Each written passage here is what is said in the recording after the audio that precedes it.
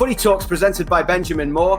We're joined now by Alejandro Pozuelo of Toronto FC. Fantastic to have you with us on the show, Ali. Great to be with you, and thank you for your time. How are you? Everything good. Now here we finished training, and now time for it and recovery.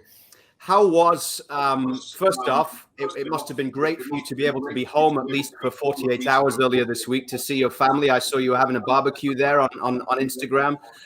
But also, does it start to feel a little bit like home now in Hartford for TFC? Now you've played a game there and you've been in the stadium a lot, and they've tried to do a few things in the hotel to try and make it seem a little bit more like home for you guys. Yeah, I think we need to change mentality fast. We know it's difficult time for us to be here this time, but we need to change. We need to thinking like we are with the second family. We have good relationship between the player, between the staff. We do some game here in the hotel also with like ping pong or sometimes to do something different. But we need to change the mentality. We need to keep going, and we know we have 5 games now. We need to keep going and win the more point possible. Are you the best ping pong player? One of the best, yes. Never in doubt. Never in doubt. Of course he is. Who else is good? Chelo, the physio is good. Pablo is between good and not good. But I think, we have some players. Marky also is good. Ayo also good. We have good players. Talking about good players and talking about mentality, take us through the second half last week against Columbus. What was it like in the dressing room at half time and then full time? Because the second half performance, I'm sure, was one that you were all thrilled with. I think one of the key for us is the coach. The coach, when he come inside, he say we need to change the mentality. We need to keep calm. This is the more important in this moment, because a lot of players a little bit nervous. We shout in the dressing room. Other play, it's normal when we start play and we don't have this feeling, because in the first half we don't have this feeling, the good feeling, because we are like a team. We like to play. We like to play between the line for other players. And I think the key in the dressing room when we come is the coach. The coach say, "Hey guys, we need to be calm. We need to go to the second half like always, like try to play, like try to change the mentality." And I think one of the key for goal like this is the coach. They do very good. There's no question that you guys like to play football, Alejandro, but there was a key change to that second half, the front foot mentality, the aggressiveness with which you played. And are you guys going to kind of work on that and try and have that from the first minute in the next game and the remaining 9 or 10 games and then playoffs? Yeah, we have a lot of respect for the coach. We know he have a lot of power in this team. So we try to listen. We try to learn, because he have a lot of experience in this league. So when he come inside, that's what he said. He said, "Hey guys, keep calm. Try to take the frustration out. We go and we try to play. We try to change a little bit the system. We try to press more higher." And I think he have the key, because we take the 3 very, very good points. I'm sure you saw the tweet from Chris Mavinga where he said at halftime, "Pozuelo came to me after my own goal and said to me, 'Don't worry, you helped us a lot for you. I will score for you. I will score and I will make an assist.'" And you did that. And he says, "What a leader, what a player, what a team." You really had that conversation with him at halftime? Yeah, I don't remember exactly what he said, because I'm like 100%. So, but I try to help him. When he miss, I try to speak with him. I say, "Don't worry. We go to the second half. We try to win." I try to help, because he always try to give the maximum for the team. So he mistake, but it can happen. Maybe one day it's him, one day it's other player. And I try to say, hey, Mavinga, try to head higher and we going. I try to help. If I score and I give assist, it's better for the team. I don't remember exactly what I said, but I try to say something like this for the confidence to say, hey, come on, we go, and we try to help the team, and we go and we win the game because we know we have a very good team. So Ali, have you always had those leadership qualities even when you were a boy playing football? Because I know you were captain in Belgium and you come to a different country and it probably took you a little bit of time to develop your English, but many stories we hear from your teammates now are that you are a big leader, talking to Mavinga like that. Nick De Leon told us a story in Florida when you give up the 2 goals against DC and you were calming the players down and said, we'll get these guys again. Is that an area of expertise that you take on a lot of pride with? No, I have a big character. I have a really strong character. So it's too easy when the game is easy to play good. When everything is good, it's too easy because you have confidence, you have this feeling for the ball. But I like when the team have a bad moment or difficult moment to take the ball, to go for the ball, because this is the football.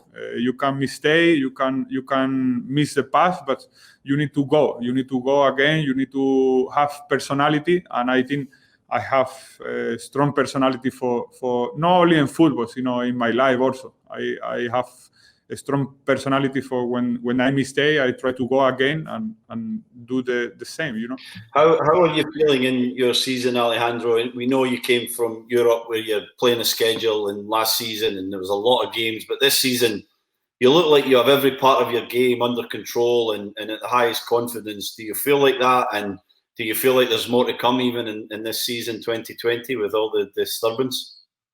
Last year also I feel good. We go to the final cup also. Not only me, the team, and I feel good. I say sometime last year some game I feel like a little bit tired because I was coming from Belgium when I play a lot of game. And I come, and in summer I feel some moment like more tired, and some game I feel more stiff. And this year we have more recovery. I know better the players. I know better the team, the Toronto, the family. Everything is going well. So I try to help the team. I know we have. I say a lot of time we have a very good team. Not only me. Collective. Pablo Piatti also is coming new. He do a lot of good thing for the team. Josie now is coming also. So I think we have very good team for do something also special this year. How has Pablo's arrival this year changed things in terms of what you can do? And it seems as if from right at the start you had a very good relationship with him, both on and off the pitch. Yeah, he come with a strong mentality. He play a lot of year in Europe, in Spain. He have good mentality. He have good quality. This is the most important in the pitch, and we understand what he want. We try to help him because he speak a little bit. He try to learn English, but we have also Chelo. Alejandra also help to him with the English. So we try to play. I know the quality he have, and a good player for us because he play between the line. The coach want him between the line, and he have good left foot. He can shoot. He can play. I think he's good player for us. Alejandro, you and I sat down pre-season in the film room talking about penalty kicks and how much you've enjoyed them from the spot so far. I'm not going to ask you because I know you've talked enough about the one with Pablo against Montreal. I want to ask you about the one against New York, again, in the 90th minute against Sean Johnson. And take us into the mindset of a professional player, if you don't mind. The game is 0-0. It's 90th minute. The referee points to the spot, and the game is on the line on your foot from the spot. How's your heart rate? How calm are you in that moment? Do you want to talk to anybody? Take us into that whole thing. Oh, this is what I like. I like to take the responsibility. I like in this moment because we know if I score, we have the 3 point. Some player I know they are scared to shoot in this moment, but this is what I like. This is what I play football. But for take this responsibility, I know I can miss because everybody can miss the penalty, but I love and I like this in this moment. It's great. When Sean Johnson closes his eyes at night, I think he sees you in his dreams. So in his nightmares, I think. Before the penalty, hey, where you shoot? And I say, I don't know, maybe I shoot again to the middle. I don't know. And he's trying to deconcentrate, but I will be focused. I know he tried to wait because maybe I can shoot in the middle again, but it's not in this moment. So he has no idea where you're going. Now it's difficult. Because I have a lot of options. I can shoot left, middle, palenka, right. So for the keeper, it's difficult. I try to wait to the last moment to see the keeper what he's doing. And you also have a technique, don't you, where I called it a master of disguise. And so even when you raise your foot before you hit the ball, there's no idea where you're going. Like, I'm sure you've practiced that. Yeah, I don't like to practice too much because I like to shoot in the moment. I like to take the decide just in the moment, you know. I don't like to training because sometimes in training you can miss and you can go with the other mentality to the game and you can remember this penalty, and because the format that I shoot, I need to choose in this moment. So I don't like to practice in training. So Alejandro, you come off that game last weekend against Columbus, another big game coming up against Philadelphia now, against a side that is level on points with you, right at the top of the Eastern Conference. Just on that Columbus game, was that second half there? Is that the best you think this team has played in a 45-minute period since you came to Toronto? Yeah, probably. Yeah. Also, I remember the game against Vancouver at home. First half also we play fantastic. We don't score 3 goals, but I think we have like many chances, a lot of possession, like the player play between the line, like player between each other. But I think possible one of the best 45 minutes. We press higher. They don't know what they need to do. So I think if we continue like this, it's difficult to lose point because we try to press higher. We have a lot of good players. We have a lot of chances. So we need to score. Alejandro, let me ask. Sorry, KJ, you go. Let me just ask you finally from me. It is a team sport, and I know you only care about winning one thing, and that's MLS Cup. But there's a lot of chat right now about you winning MVP in Major League Soccer. What would that mean to you? Is it something you're even thinking about at this moment? No, I don't think so. I think it's more to the team. If the team don't going well, I think the MVP cannot possible for me. I think only chance to win the MVP if the team going well and we do something and we go to the final and we win something. I think the only option for win the MVP or have option for win is the team going well. Thanks so much for taking the time to join us. You said a few times today, we have a very good team, which is something you said to KJ in the interview slightly differently last year in the playoffs. Remember, they made T-shirts about that? Yeah, but now we're more worried. Hey, thank you so much for taking the time. We really look forward to seeing you back on the pitch at the weekend. We'll have the game live on TSN. And best of luck for the rest of the season, Alejandro. Thank you. Thanks a lot. Thanks, Alejandro. Bye. MLS MVP candidate Alejandro Pozuelo. I wish I could speak a second language. I tell you that much. It's incredible, really, when you listen to where he is now in terms of being able to talk like that. Someone who didn't. Does it surprise you though, guys? Does it? No. Sorry to interrupt. This is like just spending a little bit of time in the guy's presence. The mentality that he has. You know, it's like whatever he puts his mind to. You know, he's talking about ping pong as if it's like an internal competition and he's doing well at that. It's one of them guys, you know, it's like he wants the responsibility and he even is prepared for failure. And that's an example of what Stevie can talk about a lot more than I can, but he's not paralyzed by fear at all, is he, Stevie? And that's what it's not stopping him elevating at all. It's like, He wants the responsibility. He wants the ball. He wants to be captain or lead as a captain. He can talk to him on the field, off the field. Just get on my back and I'll carry it. And what a great example it is to see what TFC have signed here. I'm not sure, I'm sure they would admit this, that they never really knew they would get the full package when they signed him, because it's not just on the field that this guy's a legitimate superstar. You can see it off the field, can't you? Yeah, you can see it in everything that he does, just with the intensity that he even speaks to us with in our little interview there. He's just so focused and so professional. And, there's a couple of things I took from that. The ultimate showman, he's a guy, he's like the LeBron James, the Kobe Bryant and Michael Jordan, who, give me the ball, I want the ball. He wants all the eyes to be on him at the end or in the vital moments of a game. And there's not a lot of professionals want that, guys. There's a lot of people that, want to do their job and just are okay with someone else kind of grabbing the glory and being part of the team. And that's fine if that's what you are. But this guy, he wants the glory, doesn't he? And is that just born in you, Stevie? I mean, you've been around a lot of these players. Yeah, right? A lot of these players.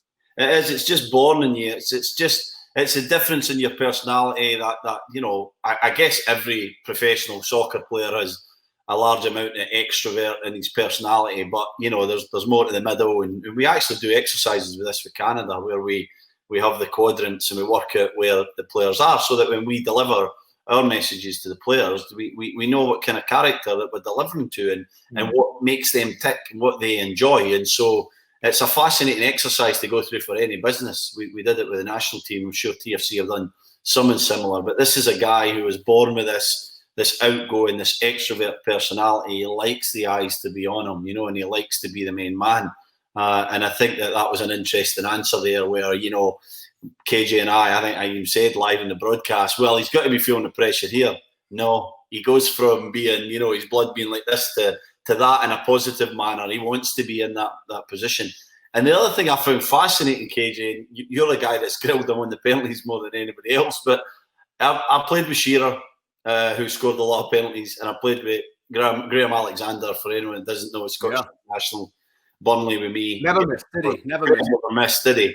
And both the guys practice penalties every day before a game, so every Monday and every Friday. And, Shearer had a couple of areas. Graham definitely had his right foot whip, and he had his slice. So he hit it straight, but it's always sliced to that side of the goalie. And he practiced it, both the guys. And we've got this guy coming along. He doesn't even practice them. He doesn't want to have any sort of negative thoughts in terms of, because you always miss in training and whatever, and someone can start there. Or he doesn't want to have anything contrived, any idea what he's going to do. So I believe, and you guys tell me if you agree, that this guy, the penalty comes, he steps up to the ball, and he's still deciding what he's going to do at that. 100%. Yeah. He doesn't know where he's going to put that penalty until he's so cerebral, until he's assessed the goalkeeper, the conditions. His brain works so quickly that he's made 100 decisions in a split second, and he's going, right, okay, I'm going to Panenka, I'm going to put it to the goalie's left, the goalie's right, whatever he decides. And I find that fascinating because, it goes against the conventional wisdom that a psychologist would tell a professional player. They would tell them to go to your routine. You think of a golfer, how he sets up for his shot, he goes through his routine. It's the same every time. If a fly goes above his ball right at address, he goes back and he starts the whole thing again.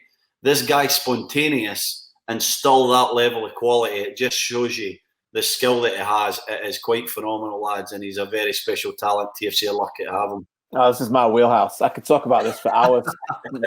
mental aspects of sport, penalty kicks. I was actually talking to somebody at Manchester United this week about Bruno Fernandes and penalties, and he says this guy's been around football for a long time. He says he's never seen anybody practice more penalties than Bruno Fernandes. Never.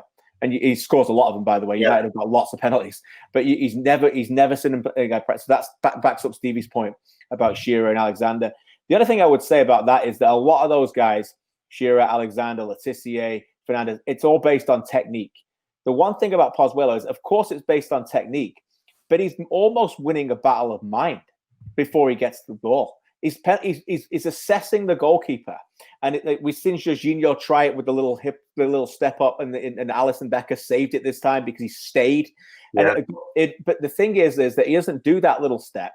And as he pulls back his leg, He knows, he backs his technique, and he knows that if the goalkeeper doesn't move, he just side foots it into mainly the far right corner. He hasn't hit a penalty to the other side yet, by the way. He hasn't hit one yet either. But every one of them has gone goalkeeper left or down the middle. He never goes high either, does he? No, it's all down. So the goalkeeper's going to have to make a decision. And if he makes a decision, then Pozuelo's probably going to read it. And then so you've almost got to play a bit of a game with him. You know what I mean? You've almost got to if I was a goalkeeper, and I don't know that much about penalties, but I've done my research. If I was a goalkeeper coach, I'd probably tell a guy, don't stand in the middle. Mm-hmm. Don't stand in the middle. You've got to do something different. Stand further over to the other side a little bit where he's going to aim it. And of course, give you a little bit of time to jump and spring and go the other way. And if he goes the far end and puts it in the corner, he's scored anyway. But you've got to try and do something different because he's got these guys on toast right now. It's a battle of mind. But as I said, he's, as much as he doesn't practice it, you go watch them all. It's like a as we said last week, a kicker in rugby setting up for it. His technique is flawless, and there's no tells. There's no tells there. And again, it's up here, and it's fascinating to listen to. I feel like if you gave him too much of the corner, though, he'd roll it right into the side netting. You know, that good. Like I get what you're saying, KJ, and I'm thinking, okay, move to one side. But I feel like he'd go, okay, fine, and he'd just roll it so far away in the other corner that you probably couldn't even. Probably would. He is exceptional. He really is, and he's a guy who trusts his technique, and that's the key. And another key thing there, what he said was, he's not afraid to miss. He understands he might miss, and that's the big thing, guys, because people miss penalties because they think about missing. They have a fear of failing, and if you sort of take away that fear right at the start, go, well, I am going to miss sometimes, and things are going to go wrong, like they did with the crazy penalty they tried, Piatti and Pozuelo. But then you just have the ability to kind of shrug it off and move on and go forward and then be prolific again. So, if he indeed does miss one, I could see him going another run at 9 or 10, 12, where he puts it in the back of the net. Right. Wasn't it your boy Gabo Kirai that wasn't happy at a penalty and just stood at the post, Stevie? Standing on the post, he was furious at the decision, and he was refusing to go in the middle of the goals. And the ref in the end, I'm screaming at him, get in the middle, Gabo. I actually spoke to him last week, guys. I messaged him. He messaged me on LinkedIn, and we connected. It was awesome. But anyway, great character, great man. And he was on the post, and he was still shouting in Hungarian. He was complaining. And I'm screaming, get in the middle of the goals. And the ref just had enough, blew the whistle, and the lad just rolled it into the other corner. We should get him on the show sometime. He can talk about his track pant collection. He'd be awesome, man. What a guy. What so many stories with that man. Legend of the game. Footy Talks back with you next Friday, 12:30. Have a good week.